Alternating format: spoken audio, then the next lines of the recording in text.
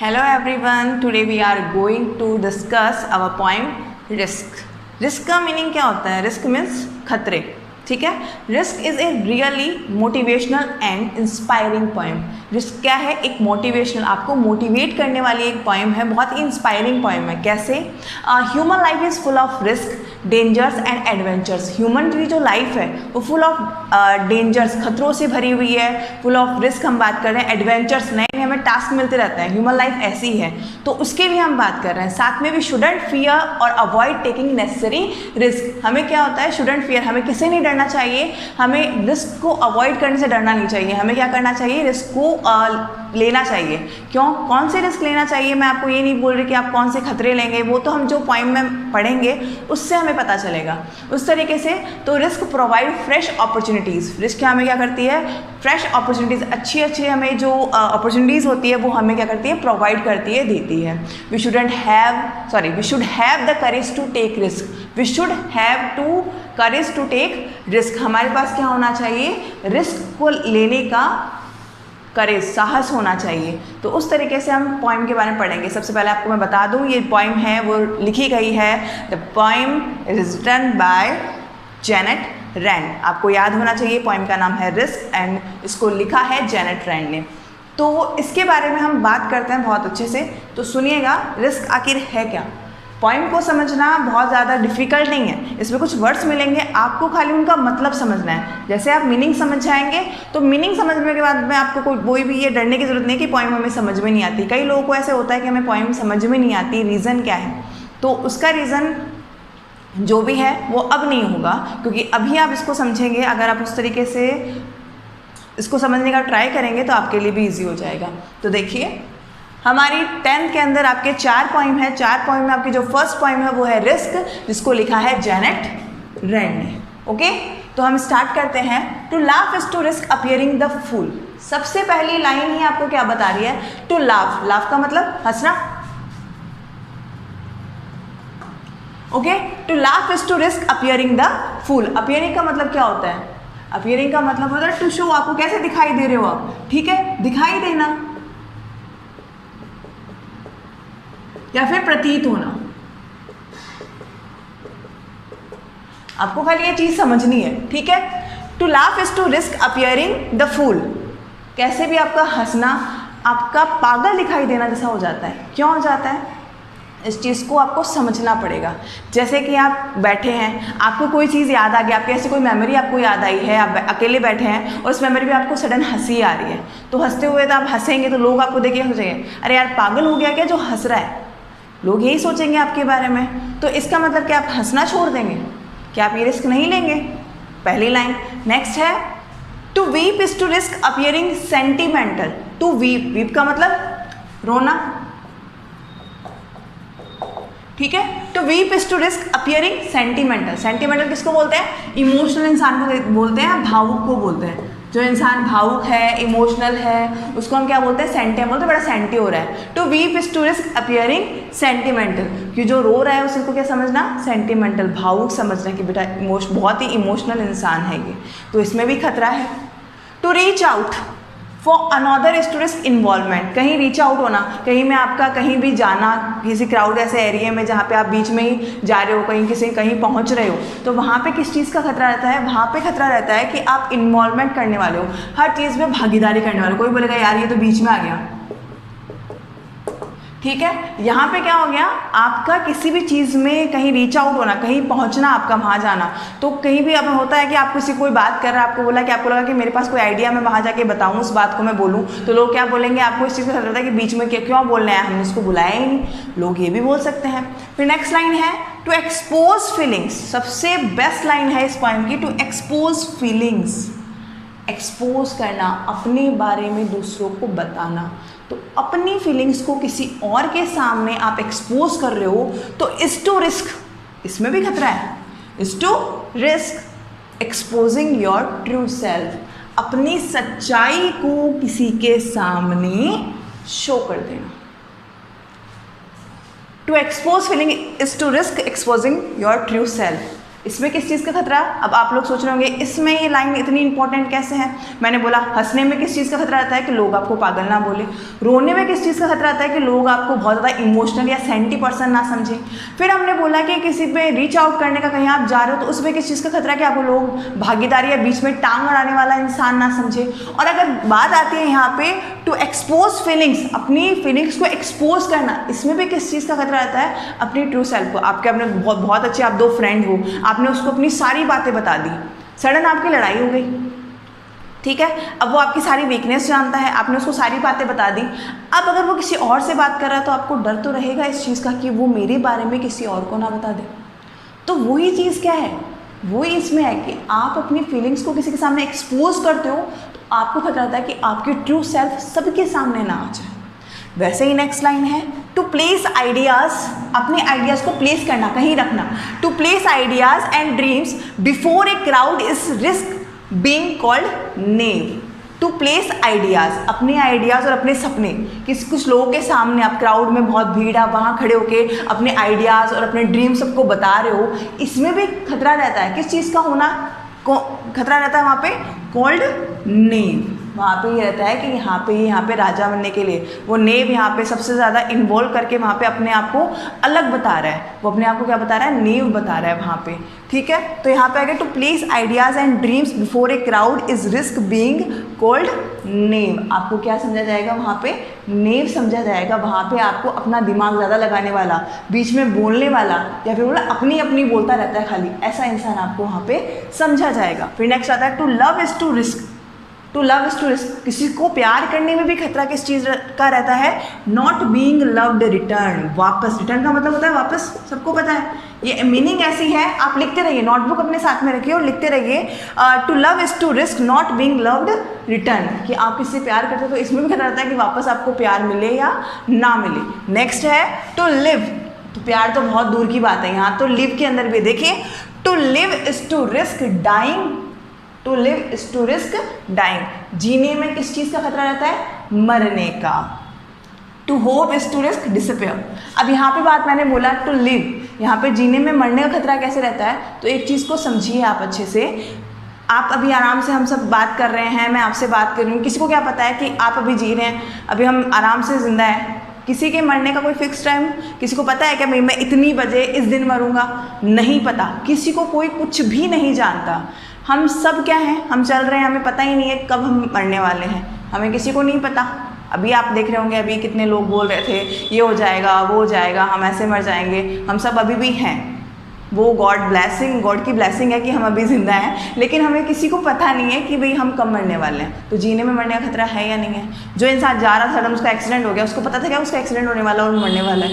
किसी को नहीं पता। खतरा है, लेकिन फिर भी हम जी रहे हैं नहीं रहे, सांस बंद करके बैठ जाएंगे क्या कि हमें जीना ही नहीं है? ऐसा कुछ नहीं है। इसलिए देखिए to live is to risk dying, मरना। डाइंग का मतलब मरना। जीने में भी किस चीज़ का खतरा रहता है? जीने में मरने का खतरा रहता है। टू होप, यहाँ तक कि आप होप, आपको आशा है कि भाई भगवान ऐसा हो जाए, आप फिंगर क्रॉस करते हैं भगवान, प्लीज़ भगवान ऐसा करा दो, गॉड ऐसा करा दो, अल्लाह ऐसा करा दो, हम सब बोलते रहते हैं उस चीज़ में। तो इसमें भी किस चीज़ का खतरा रहता है? इज टू रिस्क डिस्पेयर, मतलब निराशा का।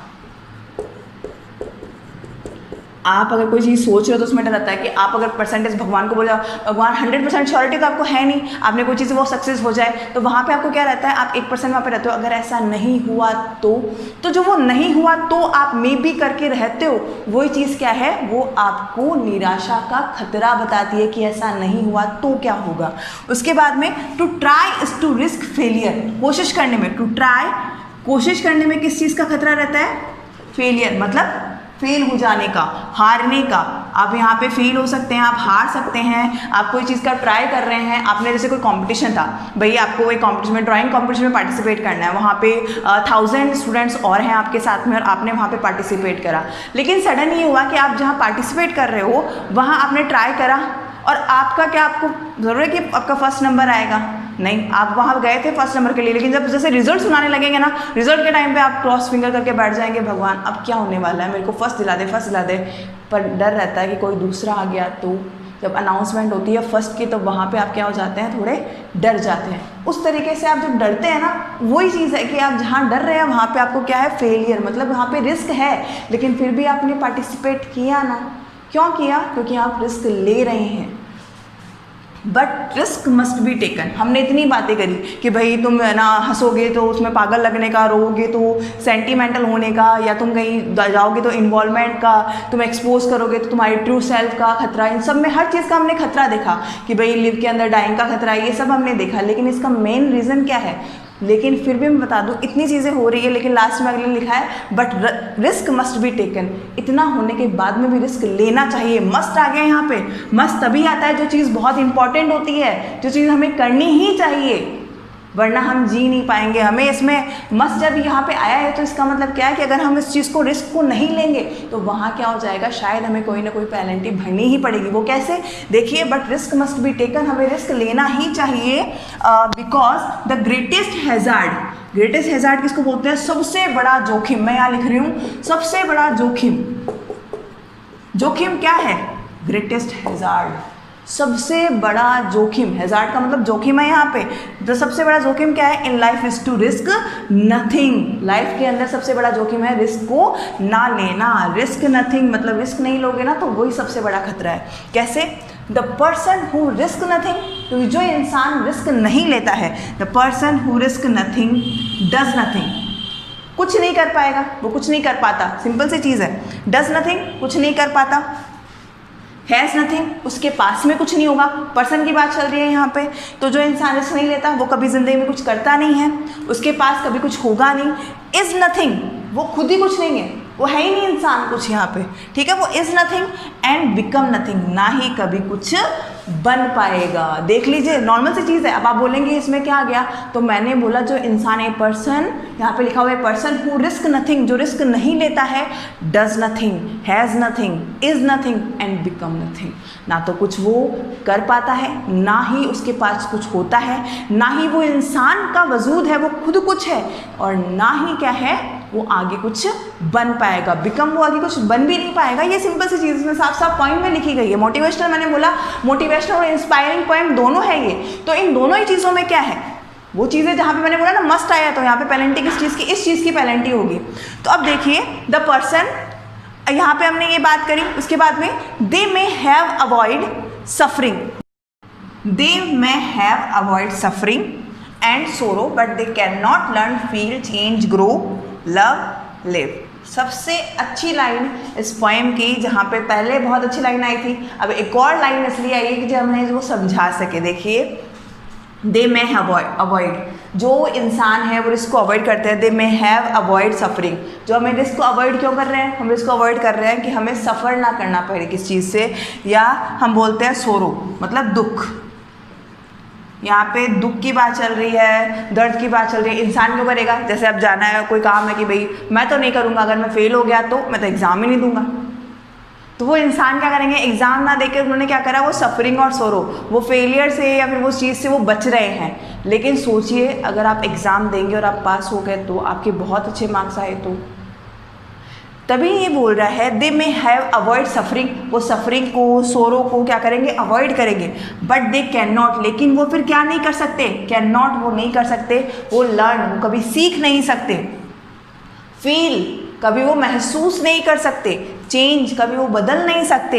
एंड ग्रो, वो कभी आगे बढ़ ही नहीं सकते। और ना ही वो कभी लव कर, यानी कभी प्यार कर सकते किसी से, ना ही वो अच्छे से अपनी ज़िंदगी जी सकते हैं। जो इंसान रिस्क नहीं लेता वो इंसान ना तो कभी बदल पाएगा, ना कभी सीख पाएगा। दे can not learn, change, love, grow, live, ये सब फील, ये सब वो नहीं कर पाएगा, वो सीख नहीं पाएगा, वो आगे बढ़ नहीं पाएगा, वो बदल नहीं पाएगा अगर वो क्या करेगा? रिस्क को अवॉइड करेगा। देखिए, चेन्ड बाय सर्टिट्यूड, चेन का मतलब जंजीर, चेन होती है, जंजीर होती है। Chained by their certitude, certitude का मतलब क्या है? बंधे हुए होना। किस चीज़ में क्या होना? बंधे हुए होना, बंधे हुए होना। तो देखिए, जो इंसान है बाय देयर सर्टिट्यूड, वो इंसान chained by their certitude they are slaves, जो इंसान जंजीरों से बंधे हुए हैं, ठीक है, दे आर स्लीव्स, वो क्या होते हैं? स्लीव्स होते हैं, नौकर होते हैं, दास होते हैं। आप फिर क्या बन जाएंगे, आप रिस्क नहीं लेंगे, आप हर चीज़ से डरेंगे, मतलब आप डर की जो जंजीरें हैं उनने आपको जकड़ रखा है। वो डर की जो जंजीरें जिन्होंने आपको जकड़ रखा है वो आपको कभी कुछ बनने नहीं देगी। आप एज ए स्लेव आप क्या बनेंगे, एक नौकर के जैसे आप क्या करेंगे, वहाँ पे रहेंगे, ज़िंदगी के एक नौकर बन जाएंगे डर के मारे, और आप ऐसे काम करेंगे। दे हैव फॉरफिटेड का मतलब होता है खो देना, किसी चीज़ को खो देना, ठीक है। तो they have forfeited their freedom, वो अपनी फ्रीडम का मतलब सब जानते हैं, बताने की जरूरत नहीं है, फिर भी बता रही हूँ, वो अपनी फ्रीडम मतलब आज़ादी को खो देंगे। कब खो देंगे, जब वो रिस्क नहीं लेंगे। इसीलिए बहुत लास्ट में एक अच्छी सी लाइन दी गई है, only a person who risks is truly free.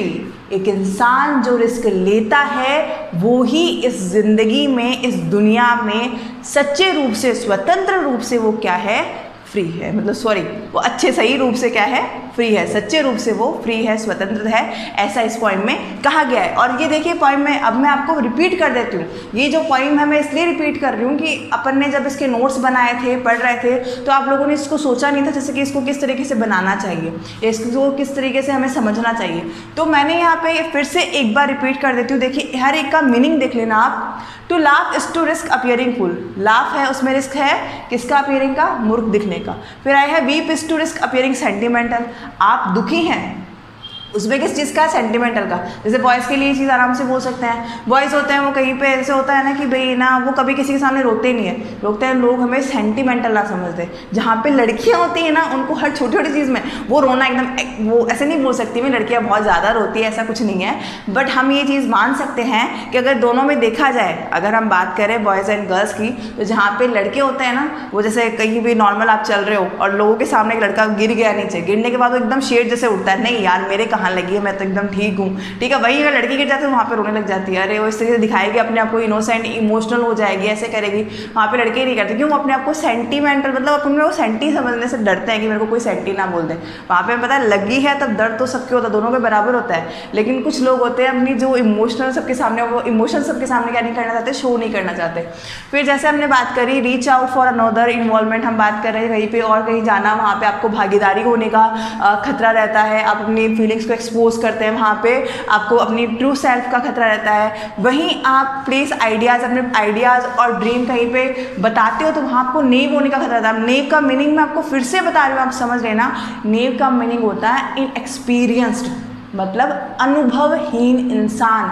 आप वहाँ कहीं बोल रहे हो तो आपको ये समझे कि कोई हमें ये ना बोल दे इसको तो कुछ आता ही नहीं है, हम डरते हैं उस चीज़ से, हमें इस चीज़ का भी खतरा, हमें नेव होने का खतरा रहता है, ठीक है। फिर लव में रिस्क है, लव रिटर्न ना मिलने का, लिव में रिस्क है, डाइंग का, मरने का, होप में रिस्क है, निराशा का। उसके बाद में हम बात करते हैं ट्राई, किसी कोशिश में है, फेलियर का। फिर भी हमें रिस्क लेना चाहिए क्योंकि हमने बात करी है रिस्क नहीं लेंगे तो हम डज नथिंग, कुछ कर नहीं पाते, हम हैज़ नथिंग, कुछ हमारे पास होगा नहीं, इज़ नथिंग, हम खुद कुछ नहीं है, बिकम नथिंग, कुछ बन भी नहीं पाएंगे। इसलिए याद रखना रिस्क लेना ज़रूरी है। रिस्क कैसे लेना चाहिए, कौन से रिस्क लेने हैं, हमें फालतू के रिस्क नहीं लेने हैं कि हम यहाँ से, वो बोल रहे हैं वहाँ से कूद जाएंगे, वहाँ से हो जाएंगे, ऐसा वो रिस्क नहीं होते, वो तो पागलपंती होती है। रिस्क कौन से होते हैं, हर चीज़ में आपको कंपटीशन में पार्ट लेना है, कंपटीशन में पार्ट लोगे, ठीक है, अपनी लाइफ बनाओगे, वही सब क्या है, वो रिस्क है आपके लिए। एग्ज़ाम में अच्छे से प्रिपरेशन करोगे, फिर फर्स्ट पोजीशन लेके आओगे, ये सब रिस्क है। ओके, अब अपन नेक्स्ट वीडियो में क्या समझेंगे, अपनी नेक्स्ट पॉइंट।